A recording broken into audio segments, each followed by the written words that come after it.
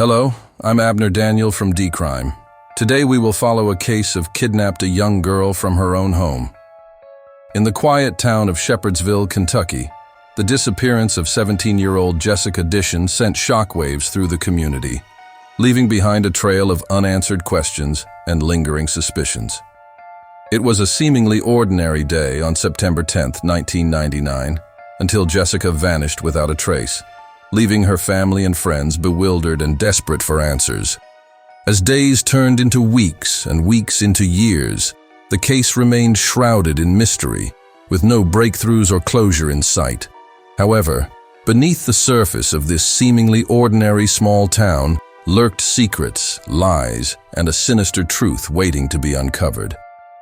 Join us on a journey through the twists and turns of this gripping tale, where hidden details, buried secrets, and unexpected revelations will keep you on the edge of your seat until the very end in the video below. Jessica Dishon was born on May 2nd, 1982, in the small American town of Shepherdsville, Kentucky. It was a quiet place where a lot of residents were involved in farming and knew each other well. Jessica had two younger brothers, and from an early age, she helped her parents to take care of the kids while they were working. This made Jessica more independent, and her parents could always rely on her. When she was 15, she took a part-time job at a local restaurant to save up for her first car she dreamed of, a red Pontiac. And a few years later, she had saved enough money to make that dream a reality. Despite her part-time job, Jessica had excellent grades and started to make plans to attend college to become an accountant after school. In the fall of 1999, when she was 17, Jessica entered her senior year. She also started dating a boy and was thrilled about it.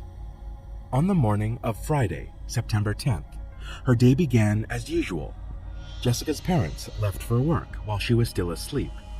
Her younger brothers went to the bus stop and left for school. Jessica stayed home and was supposed to drive to school in her car soon after her brothers.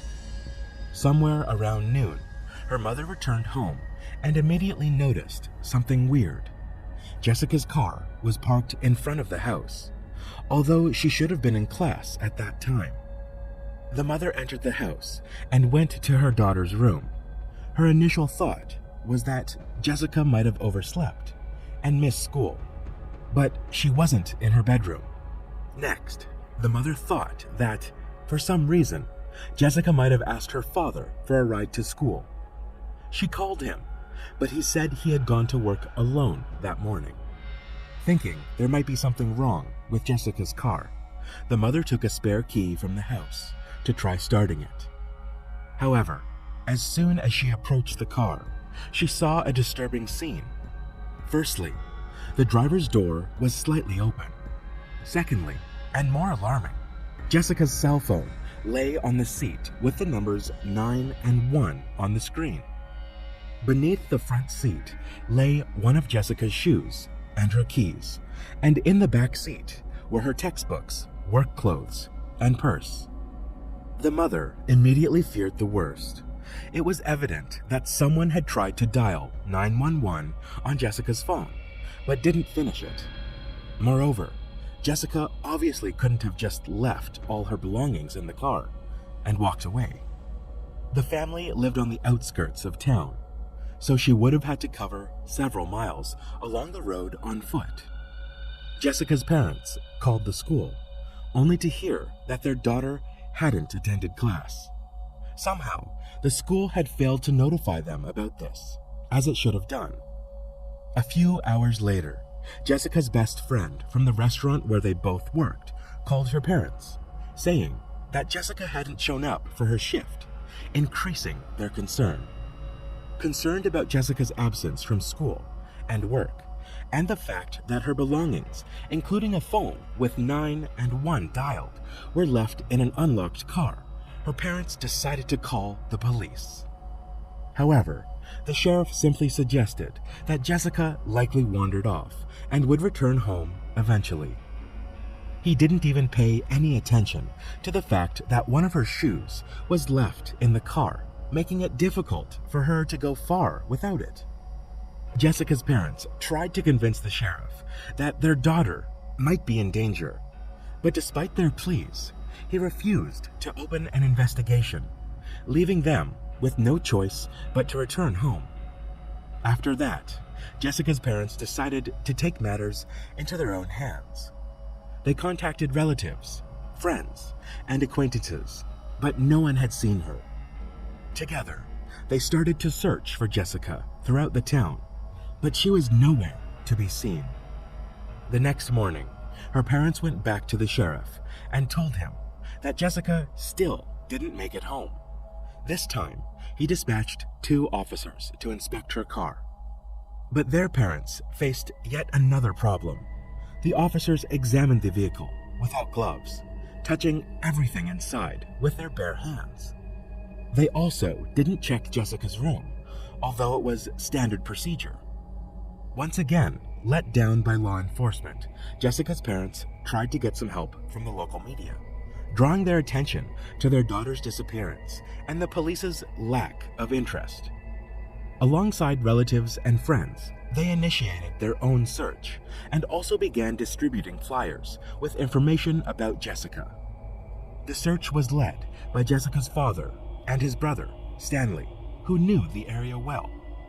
Fearing the worst, they decided to search the vicinity near a local river. The area had a pretty bad reputation, as it was popular among local drug dealers and other criminals, due to its overgrown and secluded nature. For hours, Jessica's relatives combed through the difficult terrain near the river, but found no trace of her. The next morning, something extremely weird happened. Jessica's parents were at home, and their son was playing in the yard. Suddenly, he rushed inside, claiming he heard a cry for help that sounded like his sister's voice. Jessica's father grabbed his shotgun and rushed outside, trying to locate the source of the cry. At the same time, his brother drove up to their house and quickly joined the search. Soon, they noticed something. There was a smoke rising from their neighbor's property, a 40-year-old man named David Brooks. As they approached, they saw him burning something that resembled clothing on his land. It looked highly suspicious, so Jessica's father asked Brooks for permission to search his farm. Brooks, however, refused and asked them to leave. This wasn't the only weird thing about Brooks. Before Jessica's disappearance, her relatives had maintained a normal relationship with him and his family. However, shortly after that, Brooks began behaving strangely. He started regularly driving slowly past their home, staring at them with an ominous smile. Jessica's parents also received mysterious phone calls where an unknown man remained silent and just breathed heavily. They suspected Brooks was behind it, but couldn't understand the reason for such behavior. After witnessing Brooks burning clothing on his property, Jessica's parents decided to once again speak to the police, who had shown little interest in the case from the beginning. They shared their observations, asking officers to visit Brooks with cadaver dogs, and they agreed. Using Jessica's clothes to track her, the dogs led them to the fire pit on Brooks's property, but no substantial evidence was found. The dogs also discovered black gloves in one of the sheds, signaling the presence of a smell associated with decomposition. Throughout the search, Brooks displayed increasingly suspicious behavior, yet the police failed to connect him to Jessica's disappearance, once again, leaving empty-handed. Disappointed by the police, Jessica's father decided to reach out to the FBI. The Bureau usually refrains from initiating investigations based solely on calls from the relatives of missing persons. But this time, they decided to get involved immediately in light of the disturbing facts presented by Jessica's parents. And after a thorough research, the FBI concluded that something truly horrific might have happened to her. From this point on, a real investigation began, one that local cops had been reluctant to conduct. FBI agents collected fingerprints from Jessica's room and her car. They also seized all potential evidence for analysis and sent it all to the lab. Investigators also organized extensive search on the ground, using helicopters and gathering volunteers. They thoroughly examined the bottom of the pond near Jessica's home, considering the possibility that her body might be there. FBI agents meticulously combed through Brooks's farm, and there they found something very alarming. In one of the sheds, they found a printed photo of Jessica. After this disturbing discovery, detectives were almost certain that Brooks was somehow involved in her disappearance. They also suspected his 35-year-old brother, Joseph, as he behaved strangely while the police were searching his property. However, there was a problem. During the search, investigators found no evidence substantial enough to arrest the brothers. So, they focused all their efforts on the search in the area, almost certain that Jessica was no longer alive. On September 27th, 17 days after her disappearance, the police received a call. A woman was driving along the road near the river where Jessica's father had searched for her in the initial days. She saw something strange near a tree just off the road and decided to inspect it. The woman came closer, realized it resembled a human body, and called the police right away. The FBI agents arrived at the scene and indeed found the lifeless body of a young woman, missing some fingers and limbs. She had a rope with tracks of red and silver paint tied around her legs. Parts of her clothing were missing, leading detectives to believe that the perpetrator sexually abused her. Due to the advanced state of decomposition, they couldn't confirm if it was Jessica. The officers went to her house and asked her parents to help identify her. Jessica's father couldn't bring himself to look at his deceased daughter, but her mother agreed. She arrived at the scene and at first couldn't identify her, but soon she noticed a small butterfly tattoo on the body, identical to her daughter's and located on the same spot. Later, medical experts confirmed the identity of the deceased and determined that her cause of death was strangulation. Numerous bruises were also found on her body. Experts revealed that her limbs and fingers were detached post-mortem, meaning she was still alive at the time. But even that wasn't the most devastating fact. It turned out that Jessica had been alive for approximately 3 days after her disappearance. It meant that the police had a chance to save her, yet they took no action whatsoever to do that. After the discovery of the body, the FBI decided to re-interview Brooks, and this time, they found out something new. During their initial conversation, he claimed to have seen Jessica near her house on the morning she vanished. However, this time, he changed his story, stating that he hadn't seen her at all that day. Now he claimed he was at home in bed with his wife that morning. And when detectives questioned his wife, she contradicted her husband's testimony. The FBI continued to question Brooks, asking him what he would do if they found his fingerprints on the victim's body. Although there was no such evidence found, Brooks's response was extremely suspicious. He said he would have to confess to everything in that case. Later, he failed a polygraph test, so the FBI decided to arrest him and move forward with the trial. They were aware that the chances of a guilty verdict were relatively low, as they hadn't found any solid evidence linking Brooks to the murder. All they had were disturbing but indirect indications of his involvement. The detectives continued working on the case, searching for any additional evidence as the trial preparations unfolded. Investigators recalled another interesting detail. During the search of Brooks's car, they found a rope similar to the one used to tie the victim's legs. However, no DNA samples were found on it, making it another piece of circumstantial evidence.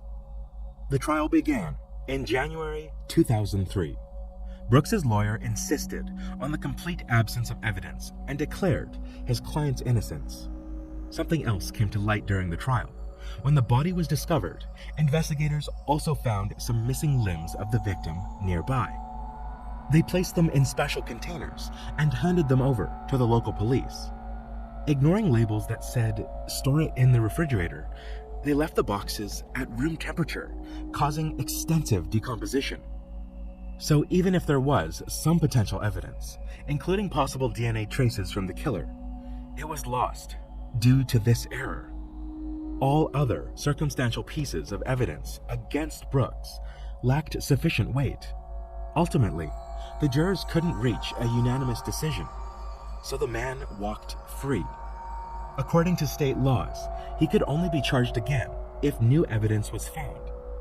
For Jessica's parents, this was a devastating blow. They had almost no doubt that Brooks was behind their daughter's murder.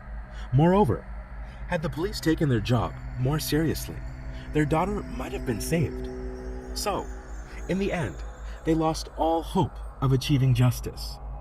In the following years, this case remained unsolved, and eventually, it was almost entirely abandoned. In 2012, a new detective, Lynn Hunt, joined the local police department.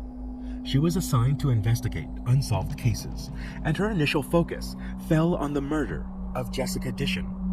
Upon reviewing the case files, she was shocked by the negligence of her predecessors. Most of the documents were filled with errors, missing any reference to conversations with the involved parties, and the evidence wasn't properly documented. In other words, it was so ineffectively handled that she had to essentially start the investigation from scratch 13 years after the murder. Her first step was to speak with Jessica's family. One of her brothers, now an adult living separately from his parents, handed her a box of Jessica's belongings from her car. He had kept it since the police returned these items to the family. Once again, Hunt was astonished at how carelessly her colleagues had handled the evidence, failing to store it properly according to protocol. Now, after so many years, these items were unlikely to help her. Yet, she diligently continued to examine everything she could find. Soon, she discovered an interesting detail among the documents. It was Brooks's medical examination report. It stated that his IQ was only 61, which is quite low. This raised concerns about all police actions, including Brooks's interrogations. Given his significantly low IQ, he might have not fully understood most of the questions and could have given less than adequate answers. All of this led Hunt to consider that the man might have no connection to the case at all, as his weird behavior could easily be explained by his extremely low IQ. Then, Hunt began to think, who else could have committed this murder? She extensively researched everyone involved in the case or living nearby. This went on until September 2014, nearly 15 years after Jessica's death. A colleague from another department called Hunt to share intriguing information. An inmate from a Kentucky state prison claimed to know the real identity of Jessica Dishon's murderer. Hunt approached this lead with slight skepticism. Usually, when inmates wanted to share some information with the police, it ended in disappointment and wasted time. Many of them just imagined some stories to secure early release or improve their conditions in prison. Still, she understood that she couldn't ignore this lead without verification. She went to the prison and met with the man who supposedly had the information. According to him, he shared a cell for some time with an individual convicted of child abuse, the same charge as his. On this common ground, the two became friends and exchanged details about their crimes occasionally. One day, the cellmate told him that, among other things, he had murdered Jessica Dishon. After that, the informant dropped a bombshell, giving the detective the name of this man, leaving her in shock. It was Stanley Dishon, Jessica's uncle, her father's brother. According to the informant, Stanley told him that he had sexually abused Jessica for several years while living in their home. He threatened to kill her or someone close to her if she ever talked about it. In the spring of '99, when Jessica got a boyfriend, Stanley began to fear that, sooner or later, she might confess to him about the abuse by her own uncle. On the morning of September 10, Stanley arrived at her home when Jessica was alone. She was outside, getting into her car, having already loaded all her belongings. Stanley approached her and demanded that she break up with her boyfriend. But Jessica refused and threatened to expose him if he didn't leave her alone. He started threatening her, and she reached for the phone, attempting to dial 911. Stanley tried to grab her, but Jessica broke free and ran into the house. The man followed her to her room, struck her, and bound her in her sheets before taking her to an abandoned shed not far from where her body would later be found. Stanley kept her alive there for several days, subjecting her to abuse and torture. Then, he killed her, moved the body to a visible location near the road, and buried the sheets in the ground beneath the shed. He also mentioned that after the murder, he removed some of the victim's limbs, hoping to mislead the police into thinking drug traffickers were involved. Detective Hunt realized that this information was never disclosed. Only Jessica's closest relatives knew about the missing limbs, so the informant couldn't have fabricated this detail. At last, he also added that Stanley buried Jessica's shoe beneath a broken tree near the shed. Hunt decided to verify all this information about the buried evidence. Given the shortage of stuff in the local police department, no one from there could help her, so she reached out to Jessica's brother and a few other relatives who agreed to participate in the search. She didn't tell them that Stanley might be the murderer, as she decided to find some evidence to support these shocking accusations first. On the first day of the search, they failed to uncover any clues. Under the pouring rain, they dug in the areas matching the informant's description, but it yielded no results. The next day, Jessica's brother and Hunt returned to the site. On the way, he pointed out an abandoned barn alongside the road. They headed there and started digging the soil inside. And almost immediately, there was a long-awaited breakthrough. They discovered a buried bedsheet. Hunt collected the evidence and hurried to Jessica's home. Throughout these years, her parent hadn't made any changes to her room. It remained exactly as it was on the day their daughter vanished. Thanks to this, Hunt was able to confirm that the found bedsheet was part of Jessica's bedding. It was absent from the bed, and the other linen shared the same pattern. Immediately after this discovery, Stanley was arrested and brought in for questioning. He refused to confess to the crime, although he appeared visibly shaken during the conversation with the detectives. Eventually, he was charged with murder, and the case proceeded to court. Jessica's father couldn't believe that his own brother had committed such a heinous act against his daughter.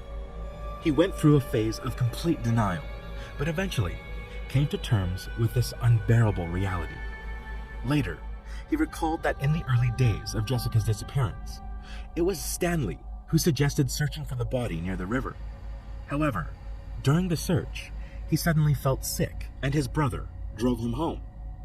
It turned out this happened just a few hundred yards from the barn where Jessica was located, suggesting that Stanley deliberately diverted them from finding her while she was still alive. During the preparation for the trial, Detective Hunt researched the suspect's past, trying to find some additional evidence. She already knew he had served time for assaulting another girl in their family, but Hunt soon discovered an even more disturbing fact. Several other women closely related to Stanley told the police that he had sexually abused them at a young age. The pattern was consistent.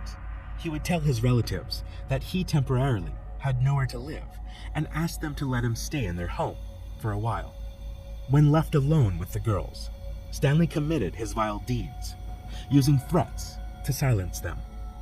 Hearing all of these stories, the police concluded that Stanley had been doing this for 3 decades. Despite all of this, Detective Hunt realized that securing a conviction for the murder would be challenging, since there were almost no straight pieces of evidence against Stanley. such as fingerprints or DNA. She continued to dig into the case until she stumbled upon a box of old files she hadn't examined yet. Looking through its contents, Hunt was once again shocked by the incompetence of her predecessors who initially handled the case. In the box, there was a letter dated June 26, 2002. Another informant wrote to the police the same story that Hunt heard only 12 years later from the Kentucky prison inmate. By the summer of 2002, Stanley was already serving time for assaulting an underage relative. During that time, he told his cellmate about murdering Jessica. The cellmate, who happened to be a police informant, wrote a letter to the department handling the case, disclosing all the gruesome details of what Stanley had done to his niece. And what do you think the police did? They simply ignored the letter, likely convinced of Brooks's involvement in those years, so they didn't bother considering other suspects. Once again, Hunt was disappointed by her colleagues' lack of professionalism. If only they had paid more attention to their job, this case could have been solved back in 2002. By now, after all these years, she could only await the trial, hoping that Stanley would finally face delayed justice for his actions. The process began in 2015, and Stanley declared his innocence.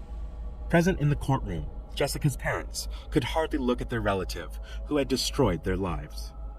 They were also furious that he couldn't just confess to give them some sort of closure. The prosecution believed that the chances of obtaining a guilty verdict on murder charges were relatively low, mainly because there was almost no substantial evidence against him. There was also a problem with the assault charges involving other girls in the family.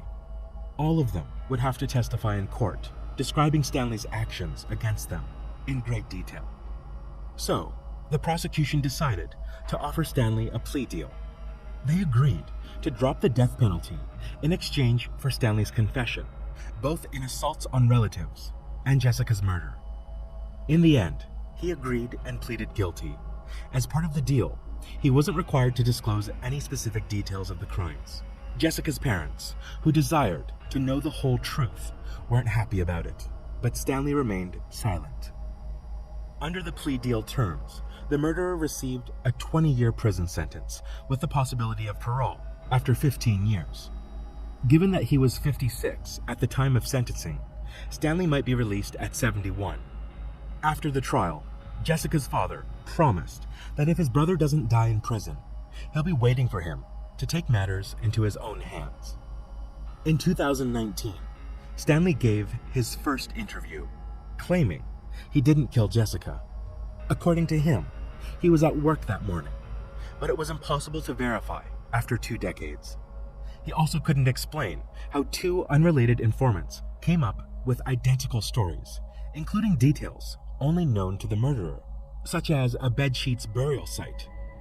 As for David Brooks, detectives still don't rule out his potential minor involvement in the case.